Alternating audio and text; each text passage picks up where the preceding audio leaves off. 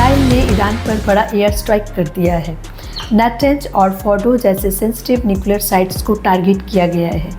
IRGC के top commanders को मारा गया है और पूरा मिडिल ईस्ट अब एक नए कॉन्फ्लिक्ट के एज पर खड़ा है। यह सिर्फ एक मिलिट्री ऑपरेशन नहीं था, बल्कि इसराइल के PM बेंजामिन नेतन्याहू ने कहा एक क्लियर मैसेज था, हम ईरान को न्यूक्लियर पावर नहीं बनने देंगे। पर सवाल ये है, ईरान पर ऐसा सडन अटैक क्यों किया गया? क्या ईरान सच में न्यूक्लियर बॉम्ब के इतने करीब आ गया था? क्या यह सिर्फ सेल्फ डिफेंस है या एक प्री प्लान वॉर का पार्ट? इस वीडियो में हम पूरा ब्रेकडाउन करेंगे। ईरान के न्यूक्लियर प्रोग्राम के स्टेटस क्या है, इसराइल ने यह अटैक क्यों किया, ईरान का जवाब क्या था और आगे क्या हो सकता है। तो एंड तक ज़रूर देखें, क्योंकि यह सिर्फ इसराइल और ईरान की बात नहीं, पूरी दुनिया के स्टेबिलिटी इस पर डिपेंड करती है। तो चलिए शुरू करते हैं।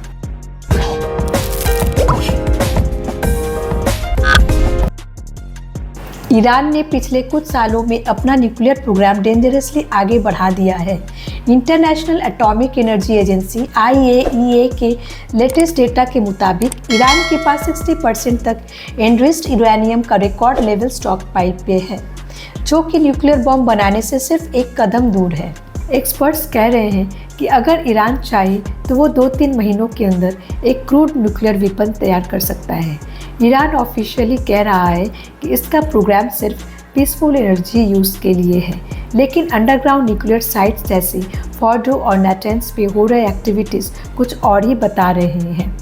इसराइल का अटैक ऑपरेशन राइजिंग लायन 13 जून 2025 को इसराइल ने ऑपरेशन राइजिंग लायन लॉन्च किया, जिसमें हंड्रेड्स ऑफ मिसाइल्स और ड्रोन्स का इस्तेमाल करके ईरान की न्यूक्लियर फैसिलिटीज़, मिसाइल डिपोट्स और IRGC के हेडक्वार्टर्स को टारगेट किया गया। यह ऑपरेशन इतना प्रिसाइज था कि नाटेंज न्यूक्लियर साइट के सेंट्रल कंट्रोल यूनिट को डायरेक्ट स्ट्राइक लगा। रिपोर्ट्स के मुताबिक इस अटैक में IRGC के कुछ टॉप कमांडर्स भी मारे गए। ईरान का रिटेलिएशन और बढ़ता तनाव। अटैक के बाद ईरान ने भी चुप नहीं रहा। ईरान ने तुरंत 100 से ज़्यादा बैलिस्टिक मिसाइल्स और सुसाइड ड्रोन्स इसराइल के मेजर सिटीज़ की तरफ भेजे। इसराइल का आयरन डोम डिफेंस सिस्टम ने काफ़ी मिसाइल इंटरसेप्ट की, लेकिन तेहरान ने इस स्ट्राइक को इसराइल के खिलाफ जंग की शुरुआत कहा। ईरान ने वार्निंग दी है, अगर और एग्रेशन हुआ तो गल्फ रीजन्स के US बेसेस भी टारगेट किए जा सकते हैं। मिडिल ईस्ट के कई कंट्रीज़ ने ऑलरेडी इमरजेंसी मोड एक्टिवेट कर दिए हैं। हिजबुल्लाह और अदर ईरान बैक्ड मिलिटेंट्स भी एक्टिव हो गए हैं।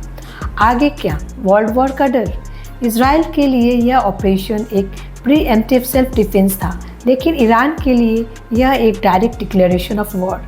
दोनों कंट्रीज अब अपने मिलिट्री सिस्टम को फुल अलर्ट पर ले आए हैं। एनालिस्ट वार्निंग दे रहे हैं कि अगर हिजबुल्लाह, हाउतीस और अदर प्रॉक्सी ग्रुप इस कॉन्फ्लिक्ट में फुल्ली इन्वॉल्व हो गए तो मिडिल ईस्ट एक और सीरिया टाइप बैटलफील्ड बन सकता है। साथ ही ऑयल प्राइसेस स्काई रॉकेट हो रहे हैं और ग्लोबल इकोनॉमी पर इसका असर पड़ना शुरू हो गया है।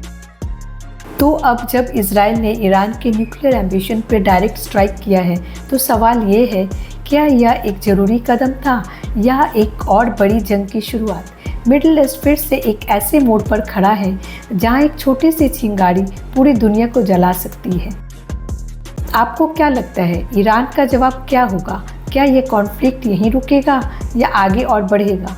अपना ओपिनियन ज़रूर कमेंट में बताएं और अगर आपको ऐसे टॉपिक्स में इंटरेस्ट है तो वीडियो को लाइक करें, चैनल को सब्सक्राइब करें ताकि ऐसे कंटेंट आप तक पहुंचते रहें।